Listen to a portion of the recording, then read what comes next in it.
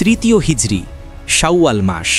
Medina আল মুনাওয়ারা ঘিরে আছে ভয় ও প্রতিশোধের ছায়া। বদরের পরাজয়ের বদলা নিতে মক্কার কুরাইশরা প্রস্তুত করেছে এক ভয়ঙ্কর বাহিনী। ৩,০০০ সৈন্য, ২০০ অশ্বারোহী আর তলোয়ারের ঝলকে তারা শপথ নিয়েছে, আজ মুহাম্মদের মদিনাকে ধ্বংস করব। রাসূল সাল্লাল্লাহু আলাইহি ওয়াসাল্লাম খবর পেলেন। তিনি পরামর্শ নিলেন সাহাবাদের সঙ্গে। অনেকে বললেন, আমরা মদিনার ভিতরেই যুদ্ধ করব। কিন্তু তরুণ সাহাবারা, যারা বদরে অংশ নিতে পারেননি, তারা দৃঢ় কণ্ঠে বললেন, হে আল্লাহর রাসূল, আমরা উহুদের প্রান্তরে গিয়ে তাদের মোকাবিলা করব। রাসূল সাল্লাল্লাহু আলাইহি ওয়াসাল্লাম সিদ্ধান্ত নিলেন, যুদ্ধ হবে উহুদের পাদদেশে। সেই সকালে রাসূল সাল্লাল্লাহু আলাইহি ওয়াসাল্লাম বর্ম পরিধান করলেন, তার হাতে তলোয়ার, মুখে তাওয়াক্কুলের শান্তি, সঙ্গে ১,০০০ মুসলিম সৈন্য। কিন্তু মদিনার পথ পার হওয়ার আগেই ৩০০ মুনাফিক সৈন্য ফিরে গেল পেছনে। তাদের নেতা আবদুল্লাহ ইবনে উবাই বলল, এই যুদ্ধ জেতা অসম্ভব। রাসূল সাল্লাল্লাহু আলাইহি ওয়াসাল্লাম বললেন, যে আল্লাহর উপর ভরসা করে সে কখনো একা হয় না। এখন মুসলিম বাহিনী মাত্র ৭০০, অন্যদিকে ৩,০০০-এর কুরাইশ বাহিনী। তবু মনোবল অটুট, কারণ সঙ্গে আছেন আল্লাহর রাসূল। রাসূল সাল্লাল্লাহু আলাইহি ওয়াসাল্লাম কৌশল ঠিক করলেন। পেছনে এক পাহাড়, জাবাল উহুদ, সামনে সমতল ভূমি। তার নির্দেশ ছিল স্পষ্ট, এই পাহাড়ের ঢালে তীরন্দাজ দল থাকবে।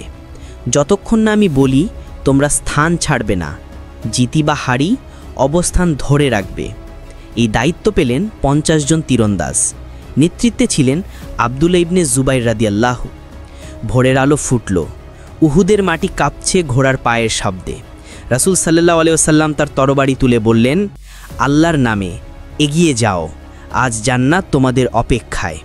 তলোয়ারের ঝলক, যুদ্ধের ধোঁয়া ধ্বনিত হচ্ছে, আল্লাহু আকবার। আলী, হামজা, জুবায়ের রাদিয়াল্লাহু সবাই লড়ছেন আগুনের মতো। কুরাইশরা ভীত, তারা পালাতে শুরু করল।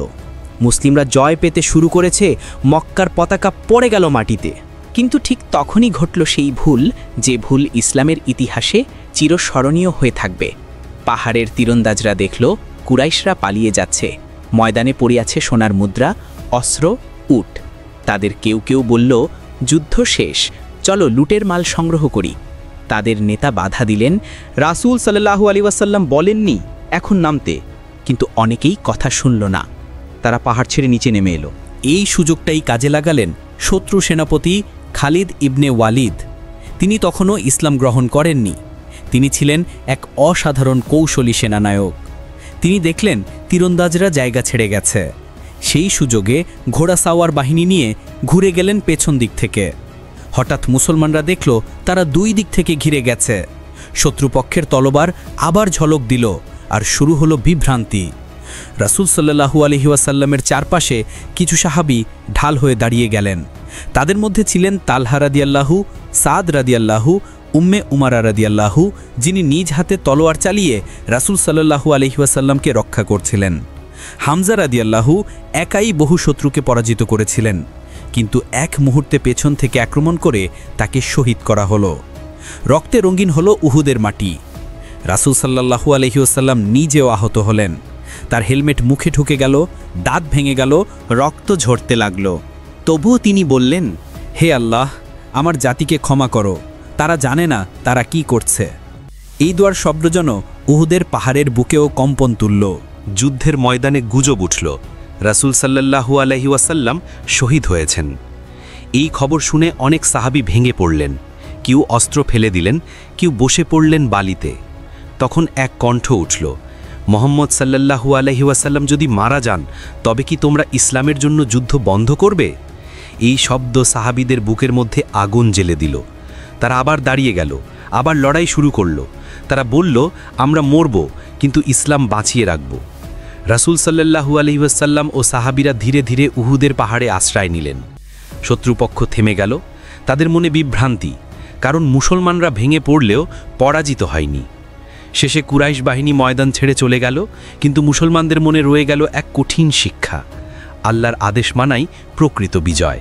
উহুদের যুদ্ধ ছিল মুসলমানদের জন্য এক গভীর ঈমানি পরীক্ষা। এখানে শেখানো হয়েছে বিজয় সবসময় সংখ্যায় নয়, বরং আনুগত্যে।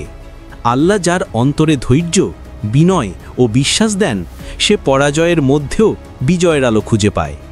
উহুদের ময়দানে রক্ত ঝরেছিল, কিন্তু সেই রক্তেই জন্ম নিয়েছিল একটি শিক্ষা: ধৈর্যই মুসলমানের আসল শক্তি। আজও উহুদের গল্প আমাদের শেখায়, যখন সব কিছু হারিয়ে যায় তখনও হার মানো না, কারণ আল্লাহ সেই জাতির সঙ্গে আছেন যারা বিশ্বাসে অটল থাকে।